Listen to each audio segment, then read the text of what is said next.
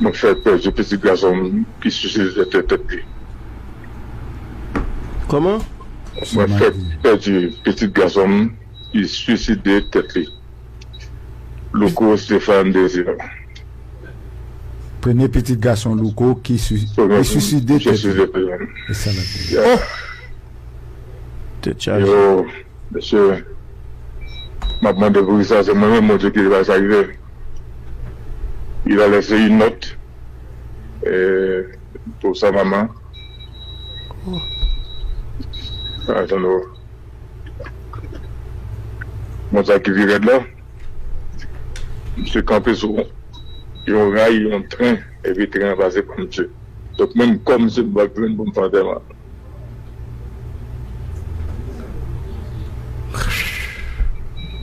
Donc, on a tous nos amis, beaucoup de désir, la fini. Monsieur, toute la vie passée, le petit peu, le bagage à Dieu là, juillet, je passé tout comme je me préparer, tu vois.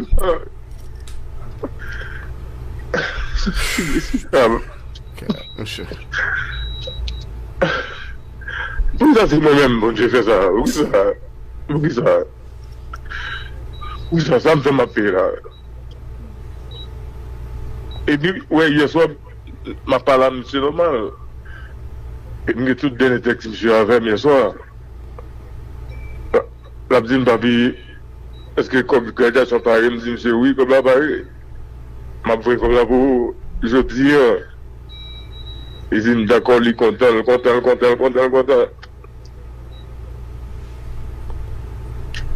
Et puis, ma deuxième monsieur, tant que les gens, avec téléphoné, quitter un message pour maman. Mais je force. Après toute communauté, toute équipe en train de débat, amis en train de débat, amis de désir. Par contre, comment la vie va aller encore, par contre, comment va passer. Ok. Il y a je suis content des parents qui perdent un petit, qui fait préparer dans des circonstances drôles. Bah, j'aime passer moi-même, le désir un jour. Petit garçon pas maintenant. Ok? On a perdu le concert dans ces circonstances là. Quand il est suicidé, et puis il quitte un autre.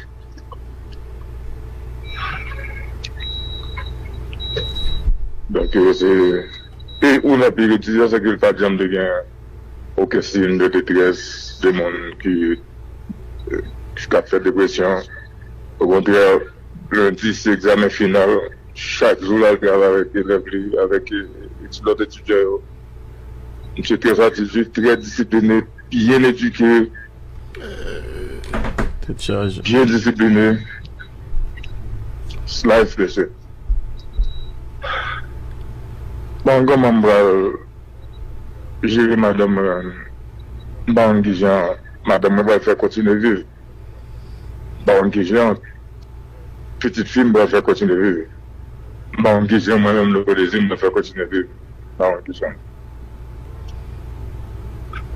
Donc, mon Dieu, mais le colo, c'est bien dans la prière. You know. La besoin, occuper ce qu'il est là. Ouais. Courage. Chargé. Et toutes nos condoléances, Louko. Toutes nos sympathies. Bon. Et nous ne penser c'est comme ça nous avons démarré matin débat jeudi. Et avec une nouvelle qui c'est triste et qui frise. Tout le monde dans le studio à net. On ne va pas comprendre. C'est ça, oui, il y aurait le mort subite. Parce que pas de maladie, pas de hospitalisation, non fraction de seconde, la mort passé. Et pendant ce maintenant, les soulignent encore.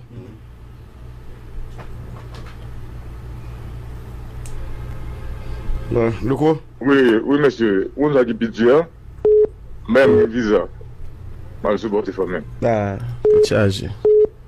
Il y a 5 ans que je fait visa. Donc, je vais aux États-Unis. Je n'ai pas de moyens pour me déplacer. Je supporte la famille. Et très probablement, si je n'ai un visa, peut-être ça t'est capable d'arriver. Peut-être. Bon. En tout cas. Bon, on a demandé à l'ambassade américaine et faire le nécessaire. Et au niveau du consulat, nous pourrons faire des démarches. Ou my boss? Et au niveau du consulat américain, de façon à ce qu'il est capable de délivrer un visa spécial à Louko Désir, qui est secrétaire général de l'Union internationale de la presse francophone. Et ambassade américaine, je fais appel ce matin à l'ambassade américaine à Port-au-Prince, l'ambassadeur spécial, l'ambassadeur des États-Unis d'Amérique, M. Hankins, et pour capable et passer des instructions au consulat général de l'ambassade américaine pour capable délivrer Louko Désir un visa spécial pour l'assister à funérailles petite li. Nous pensons que ce qui est normal pour que au moins nous capables aller assister à funérailles et petite Louko Désir, et je pense que ce sera droit.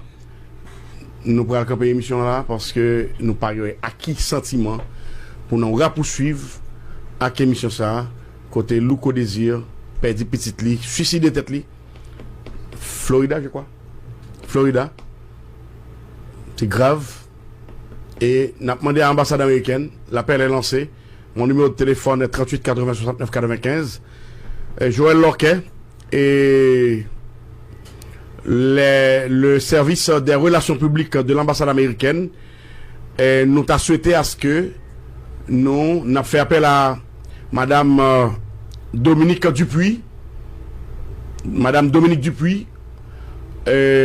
chancelière d'Haïti, la ministre des Affaires étrangères et des cultes et du ministère des Haïtiens vivant à l'étranger, pour aider nous dans la démarche pour que Louko Désir joue un visa spécial pour l'assister famille dans le cadre funérailles côté le père du petit lit pour un petit lit que les mampil même nous avec Louko Désir Junior qui suicide tête li.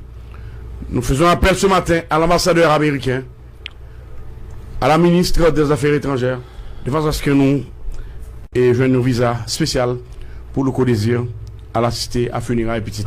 On organise pour tous les élèves ce qu'on appelle les jeux floraux, pour de poésie, de théâtre, de chant, de peinture. Pendant de nombreuses années, du lauréat, de personnes de faire que j'ai peint pendant plus de 18 ans. J'ai commencé à gagner mes premiers sous par la peinture. Et j'en profite de cet espace déjà pour dire que je vais revenir avec de telles pratiques dont la finalité est de valoriser les talents. Haïti est ce pays qui a une richesse immense. Dans chaque famille, sur chaque habitant, il y a un artiste, un chanteur, un compositeur, un musicien. Nous avons plein de talents. Il faut créer les conditions pour offrir les opportunités à ces jeunes. Je ne sais pas si c'est Madame la ministre ou le ministre Vernet Joseph qui a évoqué le monde rural. Pendant longtemps, on a oublié le monde rural au niveau de la culture. Là, il faut vraiment qu'on y mette un regard et mettre en place des perspectives. Donc, j'arrive au ministère dans un moment difficile. Un moment où la fierté haïtienne, l'âme haïtienne est envie. N'ayons pas peur de dire. On est blessé dans ce que nous sommes. Dans notre vie personnel. On est blessé, humilié parce que nous sommes ce pays qui a fait 1804. On est blessé aussi parce que le ravalement du pays nous a mis dans une situation de grande détresse, de grande souffrance. Des souffrances qu'on n'arrive pas à décrire. Je suis arrivé à ce moment-là. Et déjà, je voudrais situer mon propos dans ce contexte où le pays se cherche, le peuple veut revivre. Il y a plus de théâtre, cinéma, plus de balles. Comment un peuple peut se vivre sans ces choses-là? Sans ces mouvements de signification et de sens de vie collective. Donc, je suis arrivé ministre dans ce contexte-là. Alors, je commencerai mon intervention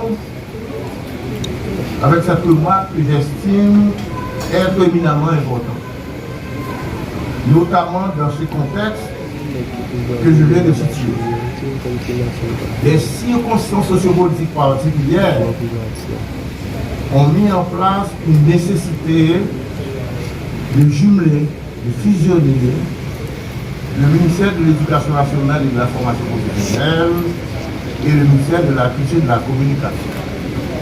De l'annonce de cette fusion, plus d'un, à tort ou à raison, ont exprimé leur prière, leur frustration, ont tenu du fait que le champ culturel, le secteur de la culture est l'âme nationale. Et je pense honnêtement qu'ils ont raison. Mais c'est la circonstance du moment, c'est la situation.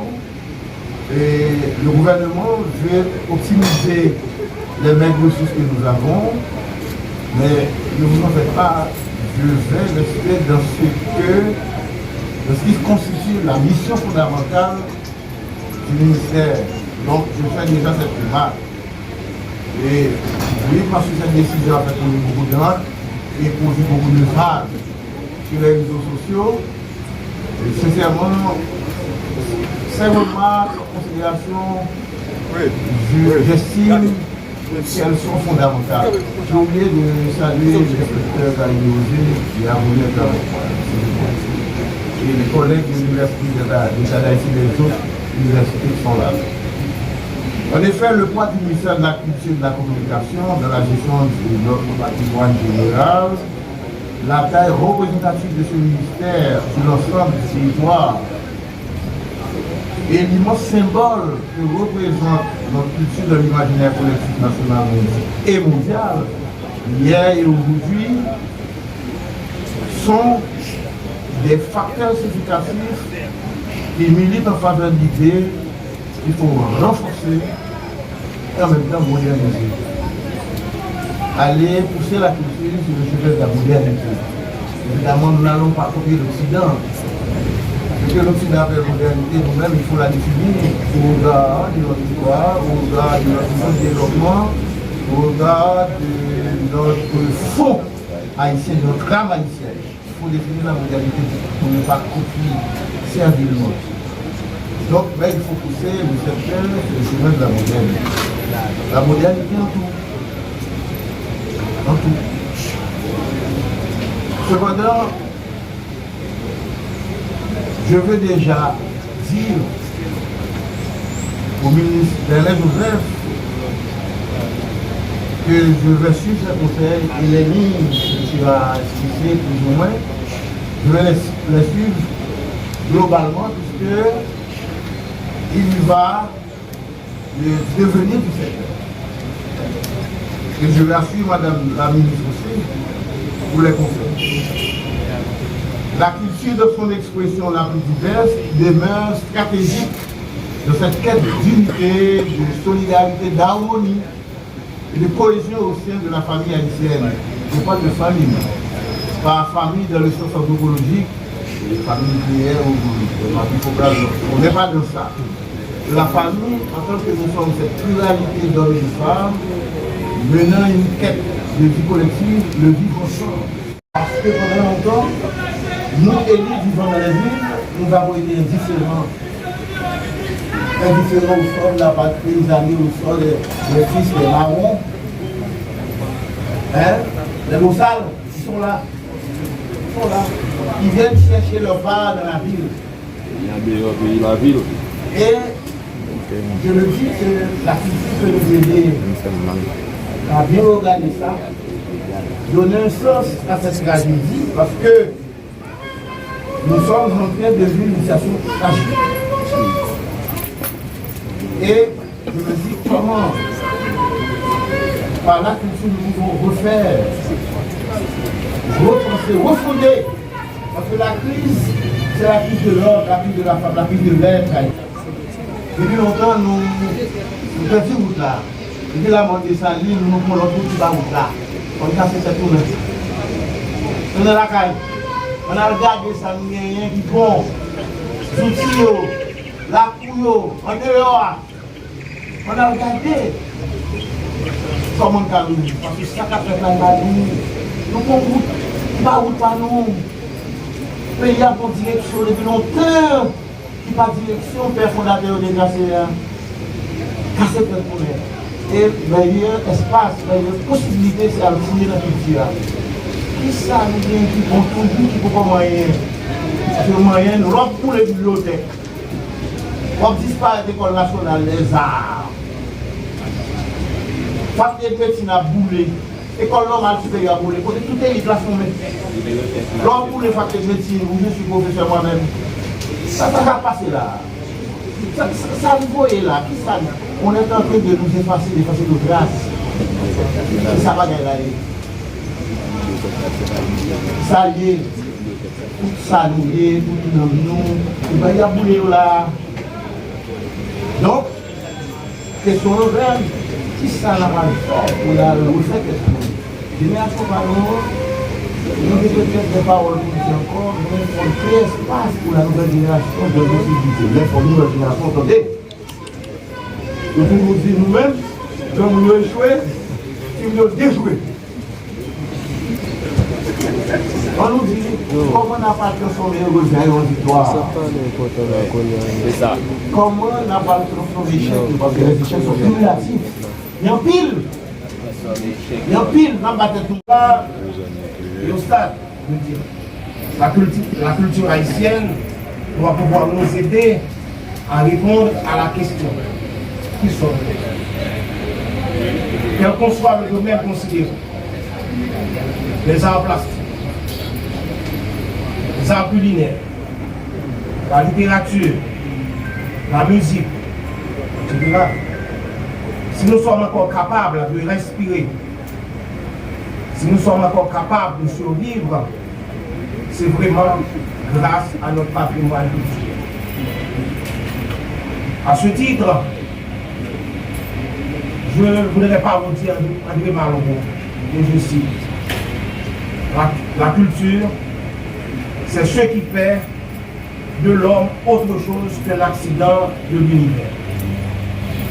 Et plus loin, peut-être plus proche de nous, Aimé Césaire a mis l'emphase sur la portée de la culture en disant: la culture, c'est tout ce que l'homme a inventé pour rendre le monde vivable et la mort affrontable. Sur ce, monsieur le ministre, vous êtes appelé, dans une perspective d'efficacité et d'efficience, dès maintenant, à vous mettre à la brèche, à rechercher l'implication de tous les partenaires, tant nationaux qu'internationaux, les différentes associations, tant en milieu rural qu'en milieu urbain, qui œuvrent dans le domaine, les intellectuels, bref, tous les acteurs concernés, de manière pour soir de votre bilan, vous pourriez vous en enorgueillir d'avoir impulsé la culture haïtienne à un niveau significatif. Je dois vous dire que vous avez le lot éducatif. Suivez-moi au gars. Le lot éducatif. Je ne dis pas. Alors, il va falloir suivre cette trace. Puisque on a laissé beaucoup de choses, on va pouvoir les valoriser, on va pouvoir les revisiter, on va pouvoir en tirer profit. Je suis certain de ça. Je m'arrête, monsieur le ministre, pour vous dire que selon le pouvoir, alors bien entendu, avant même de vous installer comme ministre de la Culture et de la Communication, je voudrais vous laisser avec les propos d'un grand homme d'État, un Premier ministre malgache qui eut à dire un peuple ne mérite l'honneur d'être peuple. Un homme atteint la plénitude de sa grandeur d'homme à partir du moment où il perçoit clairement et le sens et la pesée de sa contribution à l'évolution de l'espèce. Alors, selon le pouvoir qui m'est conféré par le Premier ministre, bien entendu, le docteur Gaël Conine, vous êtes bel et bien investi dans votre fonction de ministre de la Culture et de la Communication. Sur ce, je vous remercie.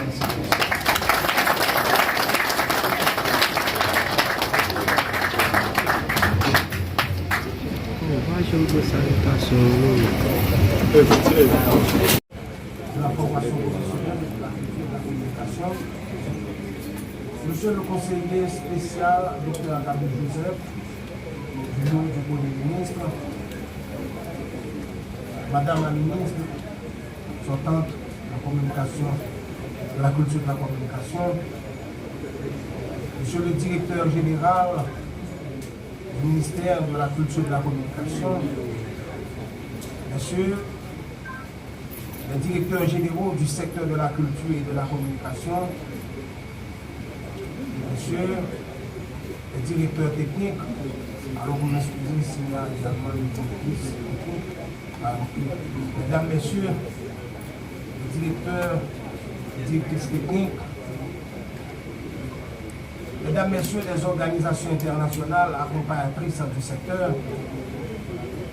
mesdames, messieurs, les membres du personnel de soutien, mesdames, messieurs, de la presse parlée, écrite et télévisée,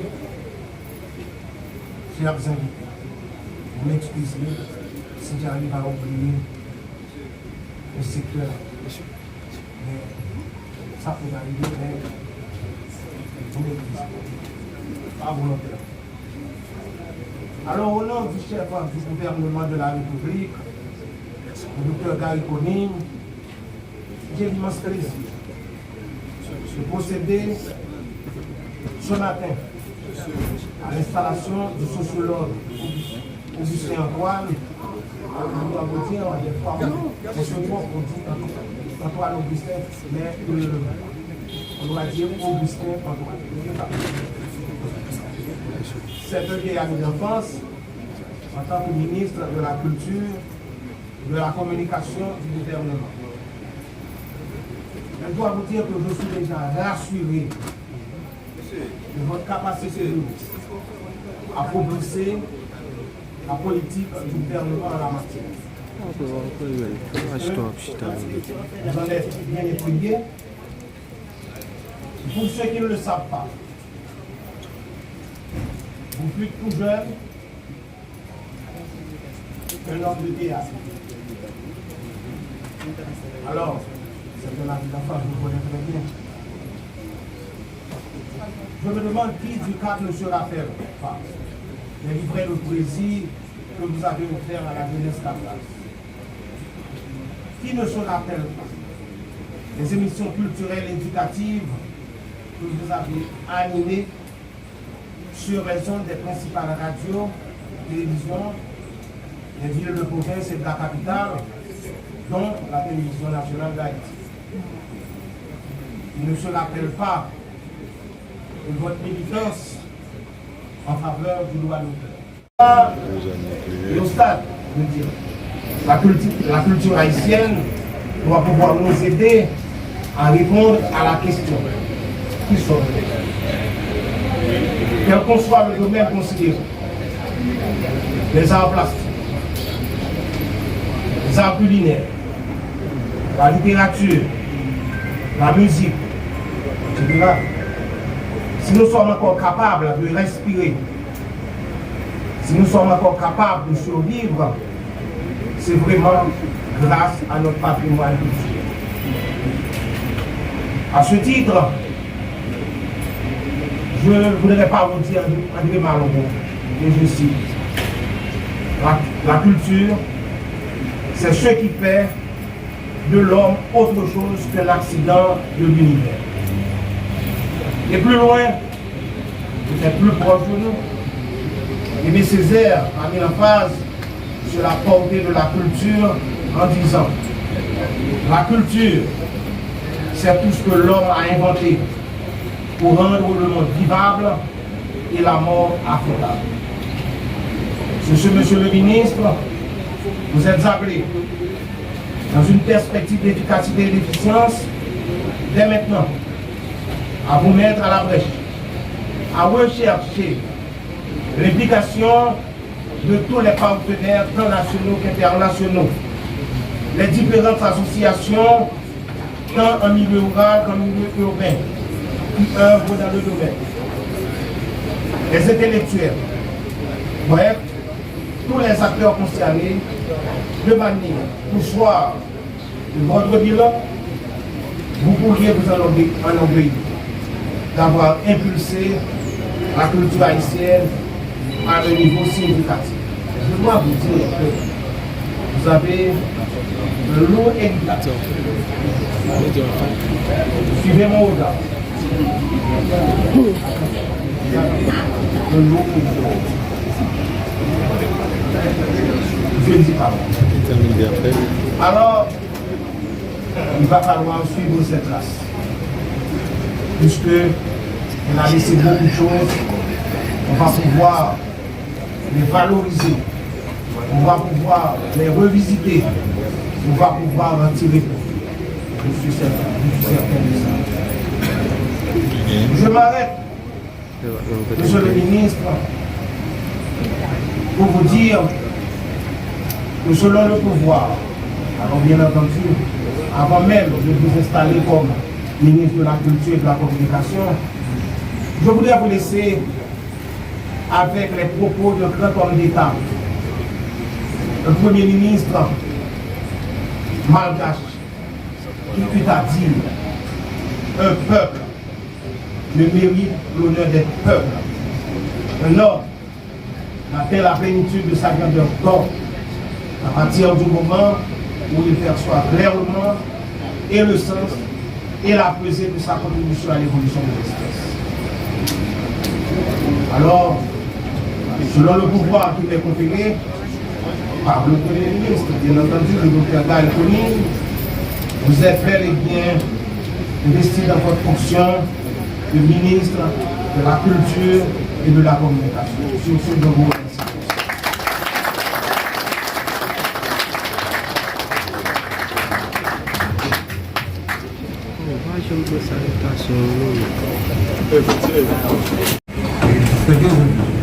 Les acteurs politiques aussi, parce que j'en vois quelques-uns, c'est que et j'ai oublié de saluer particulièrement les mesdames et messieurs de la presse parlée, télévisée, écrite, qui sont nombreux à être là avec nous ce matin. Bon, avant toute chose, je tiens à remercier tous les membres du Conseil présidentiel, le Premier ministre, le Dr Gaël Conille, d'avoir placé en moi leur confiance et en me nommant ministre de la Culture et de la Communication.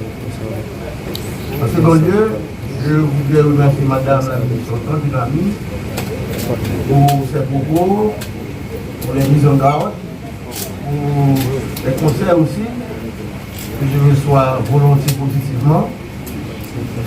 Et en troisième lieu, je voudrais remercier mon cher ami collègue, le ministre de l'Agriculture, des Ressources naturelles et du Développement rural, pour ses propos élogieux. À la vérité, on a fait tout un cheminement ensemble. À l'époque où je suis élève, je crois qu'on a la question du directeur de la culture, le directeur général en particulier qui ne comprend pas, sur le plan de mon visuel.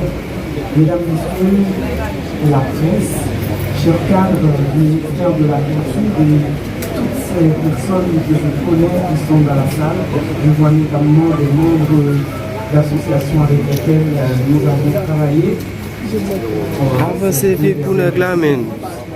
Il y a 2 ans et presque 5 mois, jour pour jour, c'était le 17 janvier 2022, le Premier ministre Ariel Henry, qui était aussi ministre de la Culture, procédait à mon installation comme ministre de la Culture. Le temps a été long, il est très rare qu'un ministre de la Culture reste autant de temps à son poste.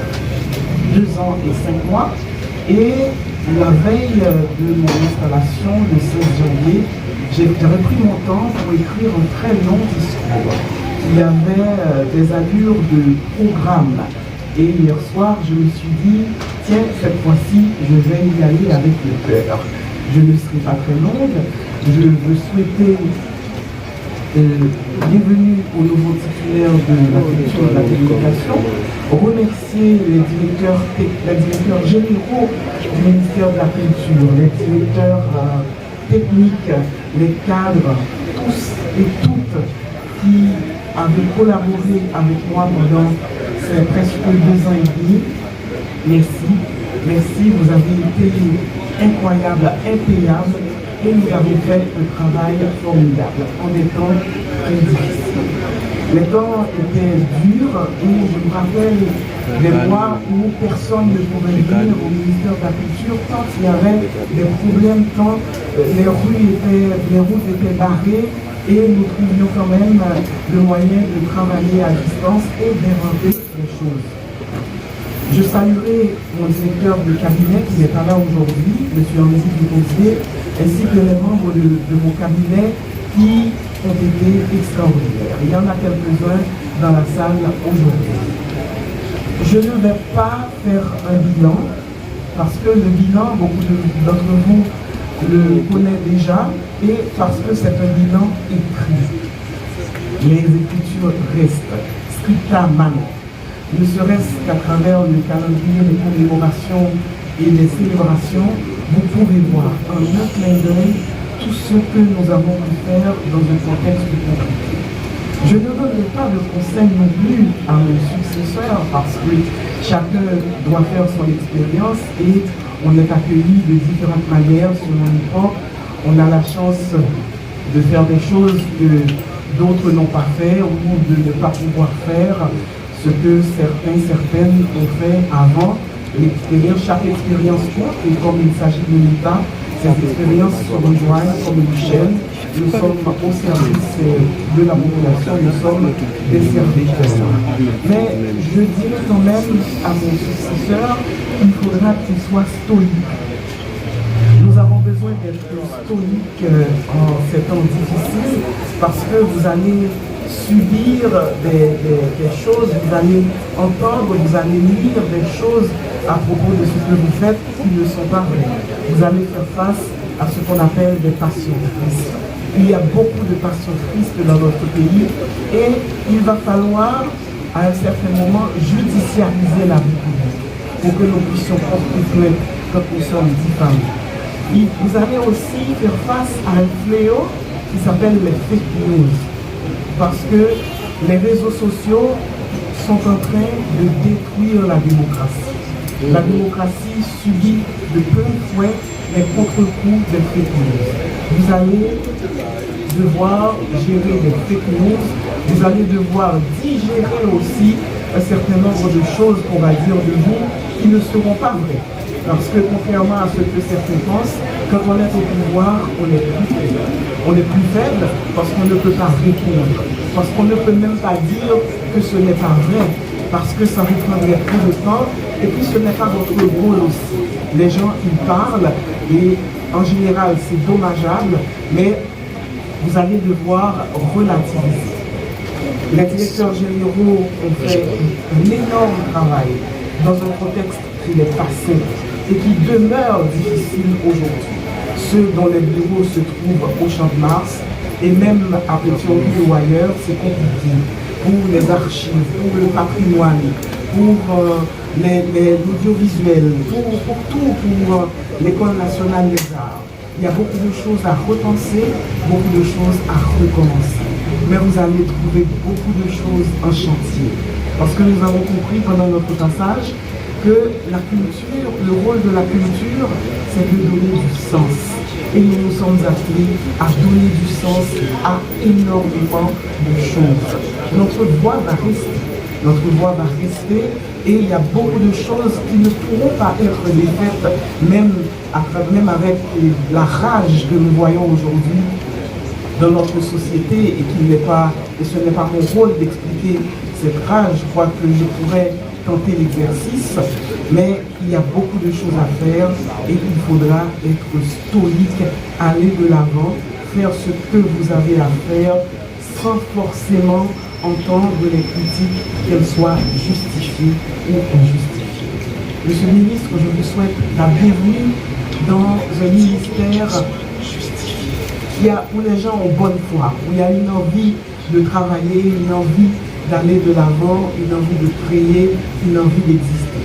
Ce ministère, comme toute la fonction publique, comme la grande famille haïtienne, a perdu beaucoup de membres ces 2 dernières années. Ils sont partis voir ailleurs, ils sont partis essayer de mieux vivre ailleurs.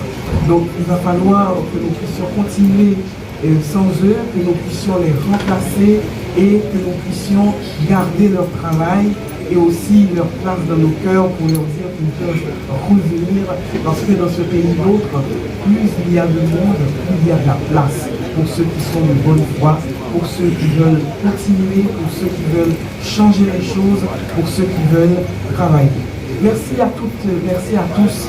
Nous aurions pu nous voir un petit peu plus, nous aurions pu parler un petit peu plus, mais pris plus dans la vitesse du quotidien. Il ne m'a pas toujours été aisé de vous voir, de vous parler, mais nous avons travaillé, nous avons fait de belles choses. Nous avons inscrit des choses dans la postérité. Et merci pour vous, merci pour tout cela, et merci pour ce qui va être fait aussi. Parce que chaque chose qui est faite, chaque chose de bien qui est faite, l'est pour chaque Haïtien, chaque Haïtienne, peu importe où il, elle vit dans ce pays et ailleurs. Vous êtes dans mon cœur, j'ai été heureuse de servir. Je continuerai certainement à servir puisque c'est presque un destin, un engagement, un sacerdoce. J'écrirai des livres, je ferai des conférences, mais je suis et je reste prophète dans mon pays. Je n'irai nulle part. Merci beaucoup. Bienvenue.